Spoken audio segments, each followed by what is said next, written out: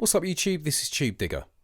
This video is the fourth and final instalment of my making a drum and bass track from scratch using my MPC 1, and I do apologise for the huge delay since the third part of this video series. The reason for that is that I landed quite a good freelance job literally the day after I uploaded part 3, and that had to take priority, of course. Also, I had some technical issues with the audio which forced me to edit this video quite extensively, but I've managed to get it back up to relatively the same state that it was intended to be at. So if you'd like the project file for the track that I've made in this video series, you can become a patron on my Patreon account. I currently offer 3 different tiers, and this project file will be available for all tiers. So the first tier is the $5 a month tier.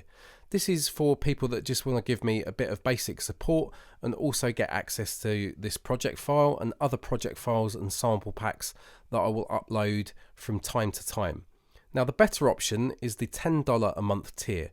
This gives you access to project files, sample packs, MPC drum programs and music downloads, and I will upload a brand new one of any of those types of content every single week. So you will get at least 4 or 5 sample packs or something similar every single month. The last and final tier, which is tier 3, I love Tubedigga. So this is really for someone that wants me as their private one-to-one mentor going forward. So for $100 a month, you will get over an hour of my time on either Skype, Google Hangouts or Zoom, whichever you prefer.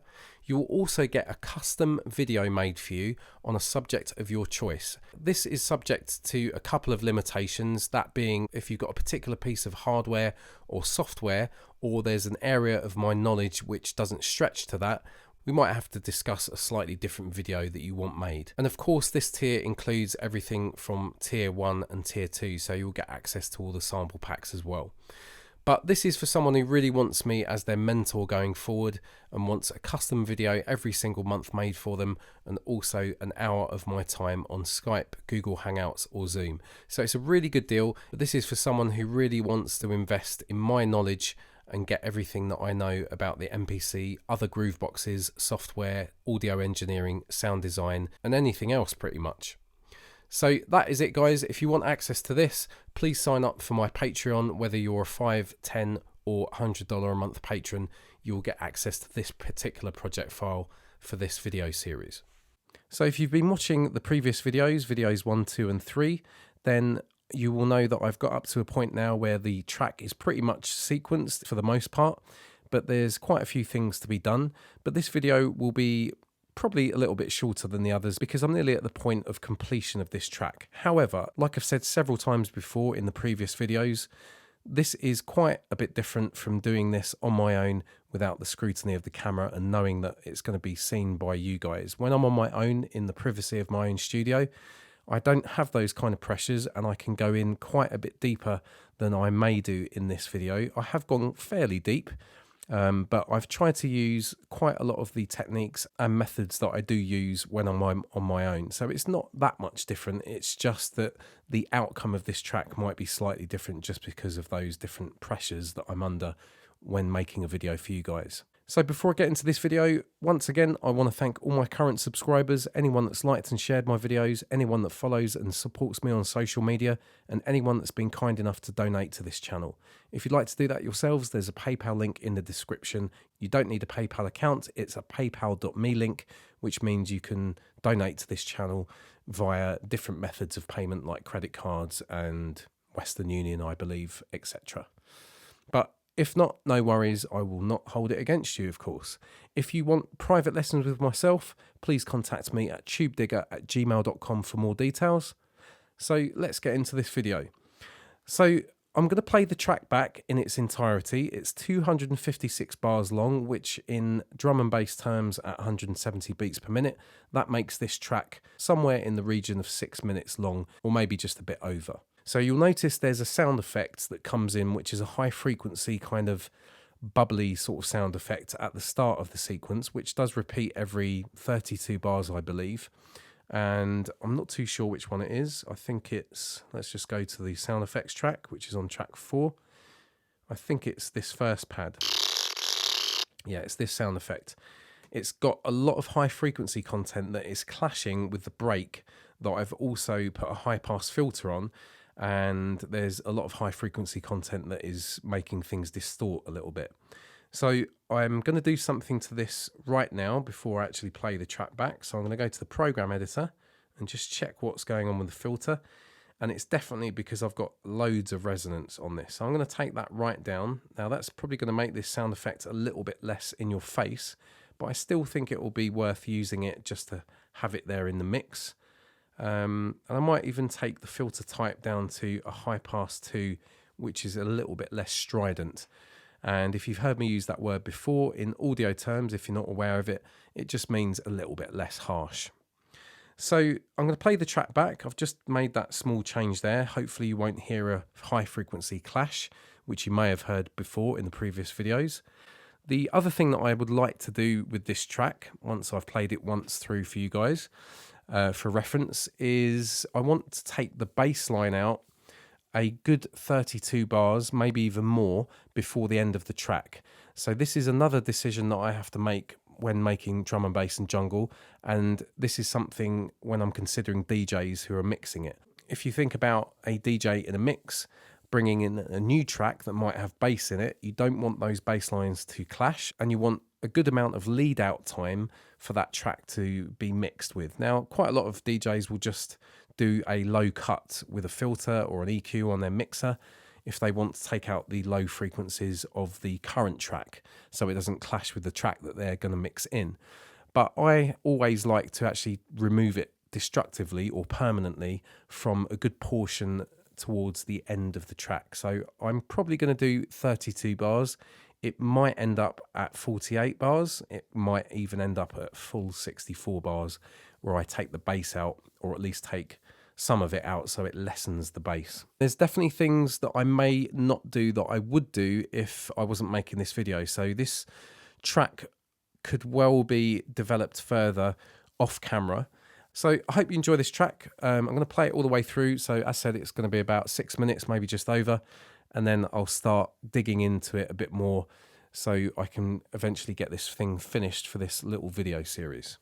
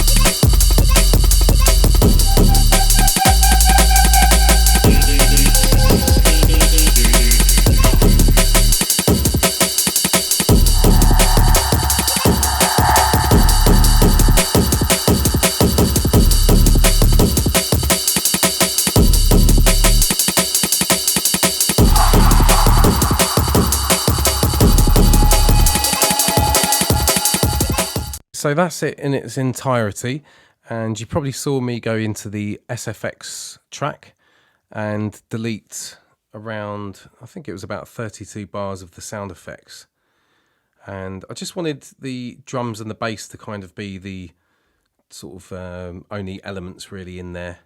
So yeah, it was from here, it was from bar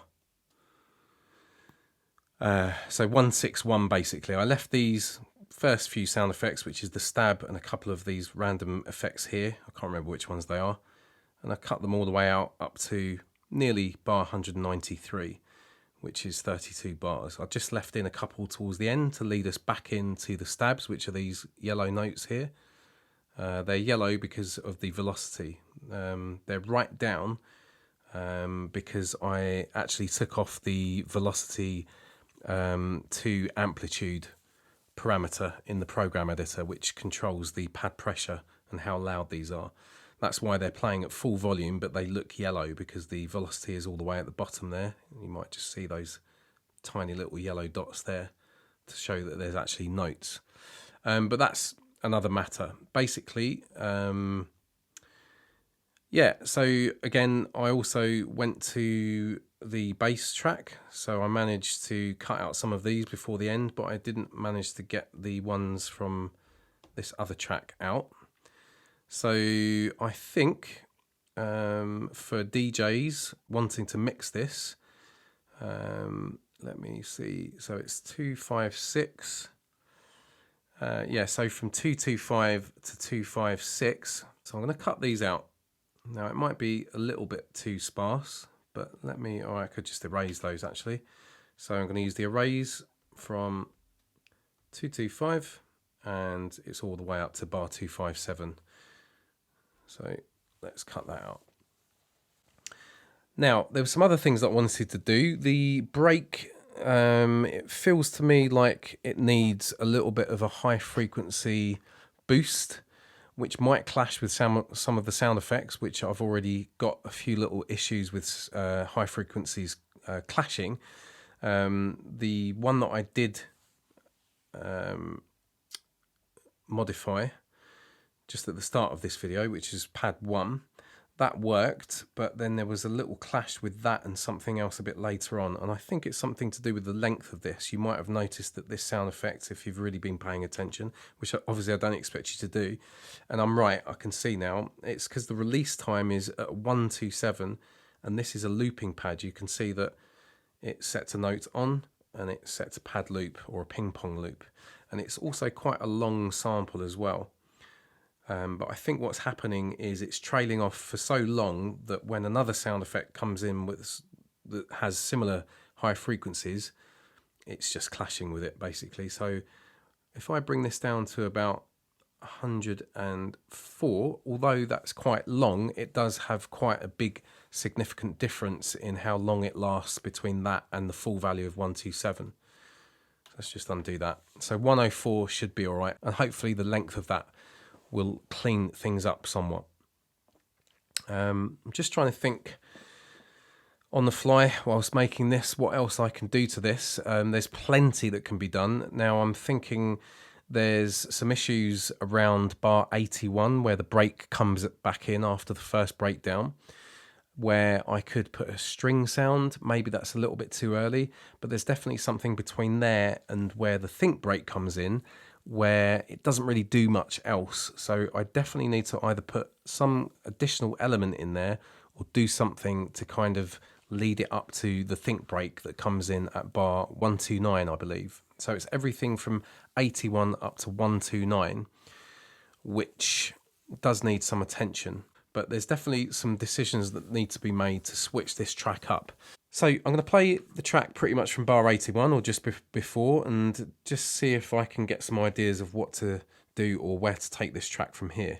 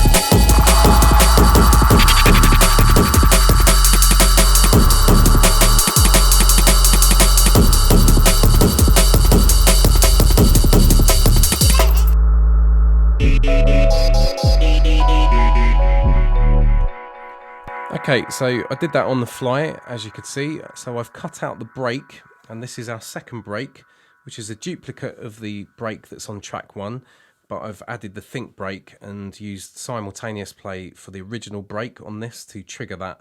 So the original break is mapped on these first 8 pads of this copy of the original break, and the last 8 pads, or pads 9 to 16, have the think break, and each one of these is triggering its equivalent in this upper. So yeah, pad 1 is triggering 9, pad 2 10, 3 11, 4 12, so on and so forth. Yeah, so I wanted to have another breakdown basically where there's nothing going on and then we just kick straight back in at 177. That's 16 bars. I don't really want to take it out for 32 bars. I could do. It's not that there's a gap here. If we go down to track 1, you can see the break starts again, but it's the original break. And what else did I do just as we were playing that back? I did something else. Oh yeah, I took out the stabs from the sound effects track. So the yellow notes that I was explaining before. So I did cut a lot of those out from this point, just to break it up, because that can get a bit too much. But as you can see, I've left it in where our breakdown happens at 161. So all these decisions that I'm making, even if you're a bit confused as to what I'm doing technically and why have I done that, they do come to you, as you may well know, as you're sort of playing the track back. And the MPC is such a great sequencing format or platform that you can quickly just go in on the fly and just get rid of stuff as it comes to you. So you don't have to keep playing the track back and just think, oh, I've lost where I wanted to take that out of. And musical memory obviously plays a big part in this. And yeah, just the whole point of making this video was I knew that I would be doing a lot of this sort of talking about my own decisions and what I've done there, not always explaining exactly what I've done to do it. I have done a lot of that, but of course I'm doing a lot of stuff on the fly and telling you why I'm doing it on the fly. That's just the nature of making music, whether it's this type of music or any other. But particularly with jungle and drum and bass, in my opinion, there's a lot of stuff going on. And at the pace that it's happening, even though it does give you a lot of space, because quite often I'm thinking of the halftime nature of this, which would be the kind of bass line.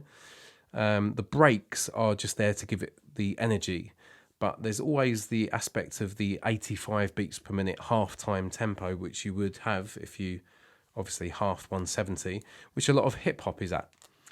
So when you're making slow music like hip-hop, or significantly slower music, should I say, you've got a lot more space. When it comes to jungle, it's always a big challenge to actually get things, you know, like nicely kind of separated and spatially distanced, should I say. Not socially distanced, but yeah, it's the type of music that's, you know, at a tempo where, you know, you really have to know what you're doing to get away with a lot of stuff because things are so fast, unless the track is super minimal. And this track isn't really minimal. It does repeat a lot and there's a lot of the same stuff going on, but it's still got a lot of sort of chaotic stuff, you know, which is a large part of this genre. So yeah, I'm just talking and sort of, you know, just sharing my thoughts with you really, because I'm sort of sitting here thinking, what else can I do that's not going to take too long, which will give this track a lift? And I think what I might do is go to track 7, and this is something that I'm just going to try out. It might not work. Now, why is there nothing on track 5? I just want to make sure I think I might have just skipped track 5. So we've got our break, 2 bass programs, sound effects. I think it's because I copied the original break to track 6, thinking that I'd use track 5, and that's the only reason why track 5 doesn't have doesn't have a program on it at all. So I'm going to use that rather than go to track 7, and I'm going to use Tube Synth. And I think I'm just going to maybe just do a little bit of quick synthesis and sound design, because everyone who's got an MPC with the most recent firmware, or at least if you've had the firmware and software since, I think, was it 2.4 or 2.6? I can't remember. Maybe it was 2.3, where we were given these internal plug-in synths. If you've got Tube Synth, basically what I'm saying is it's kind of a bit more inclusive of me to use that, because everyone will have that, and if you choose to use it, you've got it. I said this in the previous video, I didn't really want to use a VST because it's not really fair if you've not got the same VSTs as me.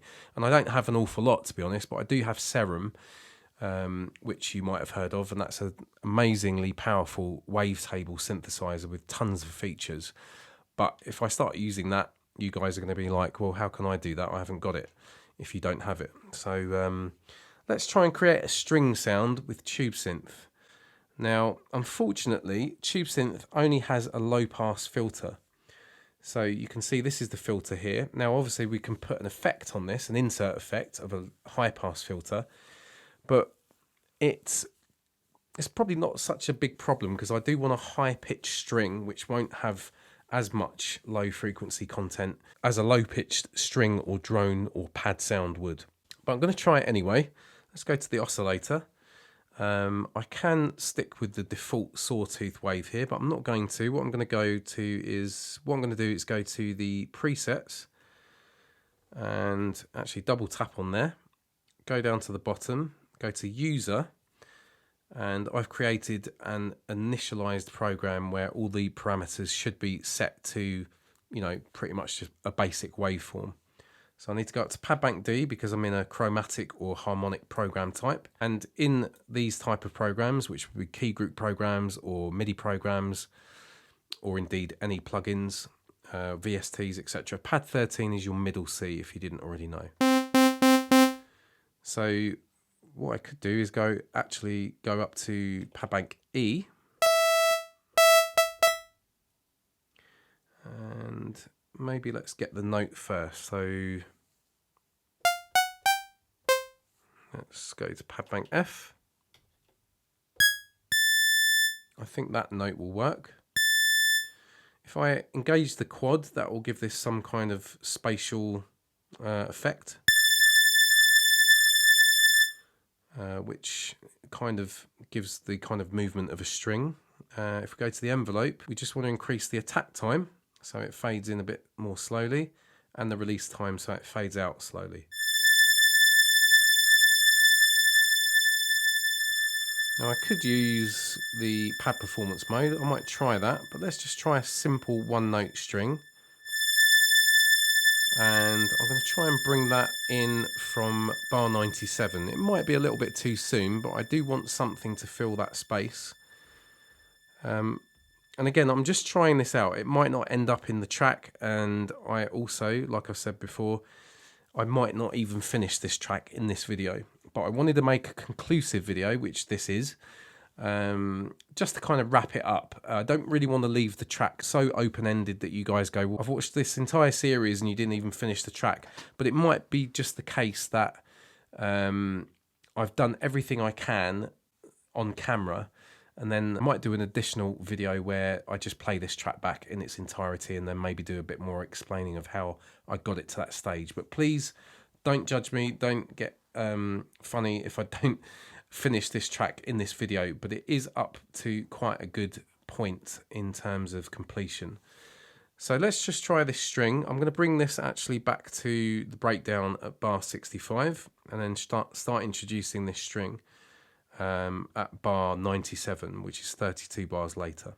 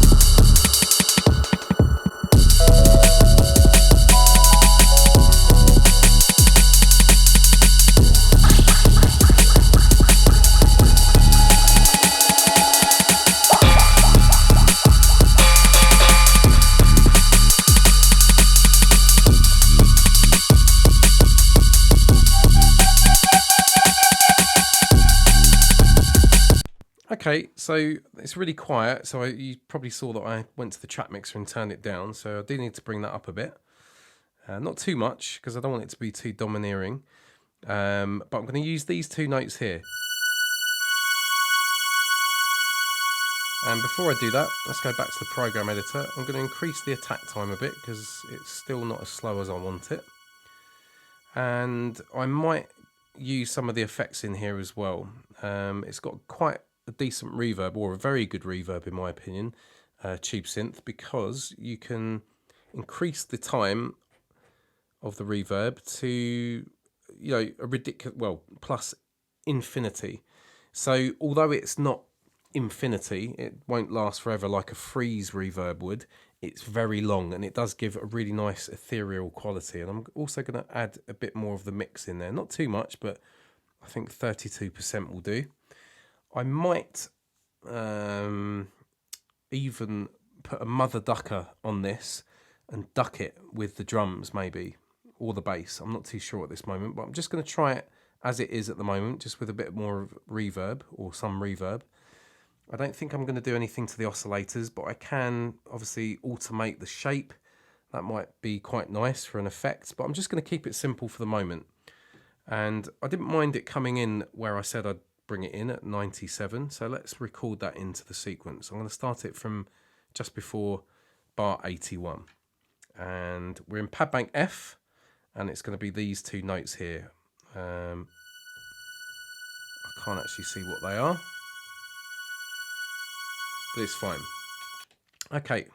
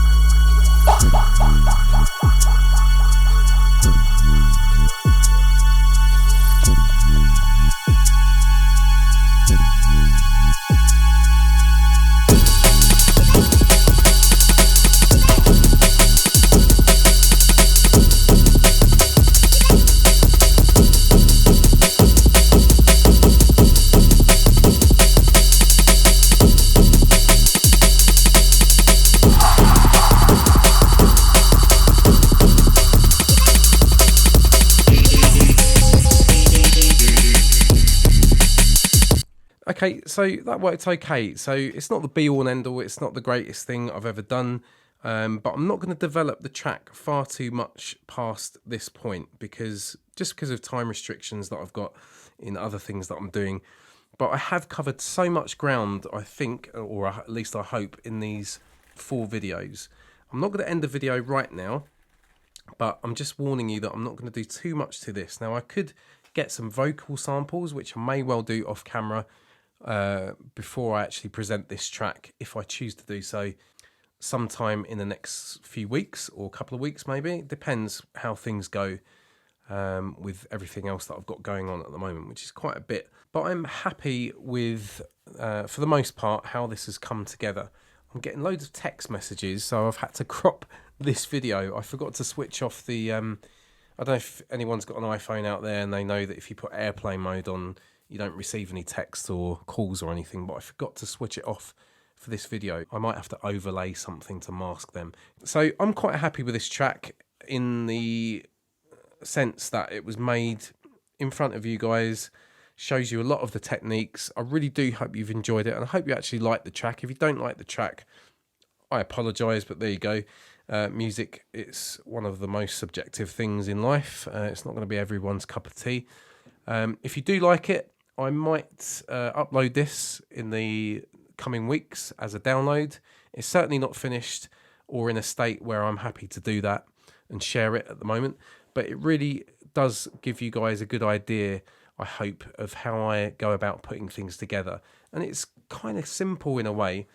I know there's a lot of sort of technical things in the middle of all the simplicity, but the simplicity comes when you actually look at what I've got here. I've got 6 tracks basically, and I've got 2 breaks, a couple of bass line tracks, a sound effects track, and that's it. And, you know, some of the decisions I made were, you know, based on techniques that make those decisions easier to make, and vice versa, if you get what I mean. So the sequencing kind of bounces off the sounds that you use and vice versa. You know, the way I chopped up the break allowed me to have a break that could be versatile and changing over time, but very easily manipulated. So if we go back into here, I can just simply grab any of these and transpose them and, you know, create quite dramatic change-ups in the pattern of that break, and know that it will always stay in time and sound kind of good because of the way I've chopped the break over just 8 pads. And of course, if there is anything glaringly missing from this little video series that you really wanted to see, please do let me know, and I'll try my best to make additional videos where I'll cover those in isolation and maybe not in such an elaborate way. So if there is anything you really wanted to see me do, but I didn't cover it, please do let me know, and hopefully I can cover that in an additional video or videos. Big up yourselves, guys. Thank you so much for watching. Stay tuned. I will see you on the next one. This is Tubedigga, and I'm out.